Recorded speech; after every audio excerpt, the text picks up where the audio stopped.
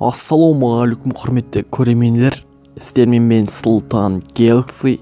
Біз бүгін өзге ғаламшарлықтар туралы көптеген ұсыныстар, яғни видеолар көрсететін боламыз. Ендеше біз бастаймыз.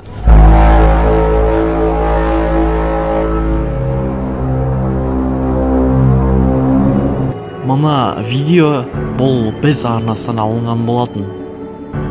Астында ссылкада бұл біз арнасы тұр, соған тіркеліп лайк басамыз. Онда біз кеттік. Өзге ғаламшарлықтар бар ма, жоқ па деген сұраққа келсек, дүниенің төрт бұрышынан біз оларды көрдік, куәгер болдық деп жар салған. Тіпті бейнетаспаға түсірген бейнелерін де ғаламторға салып дәлелдеуін сенбесіне қоймайды. Ал неге қасиетті Құранда олар туралы бірде-бір сөз жоқ? Тек періштелер, жындар, сайтан туралы және пайғамбарлар, жан-жануарлар, өсімдіктер және тағы басқалы бар. Ал өзге ғаламшарлықтар туралы мәлімет жоқ.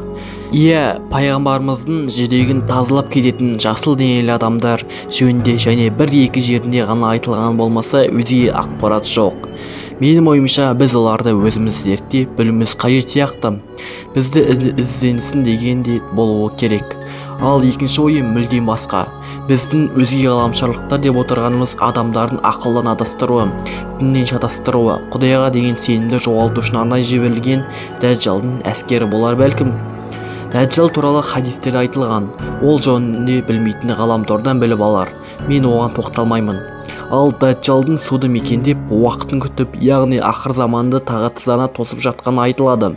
Демек, біз осы тұста Бермуд үштағаны, Бермудский трюк барып, қонып, су астына кіріп кетіп жатқан ұшатын табақшалар, тәрелкелер туралы естіп жатырмыз. Және олар бір қызық жері қай жерде? Қай елде болмаса да бірнеше тілде. Әлем тілдерінде еркін сөйлесе білетінін естудеміз. Яғни әлем тілдерін меңгерген, болмаса тілсіз тілде меңгерген. Сонда бізді ғаламшарлықтар зерттеп, танып қойғаны ма? Тілімізге дейін меңгеріп алды ма? Технологиясы бізден әлдеқайда дамыған. Соңына түстен көзден ғайып болатын әлгі ғаламшарлықтарға бізде не қажет сонда? Мұның барлығы ойланатын жайт.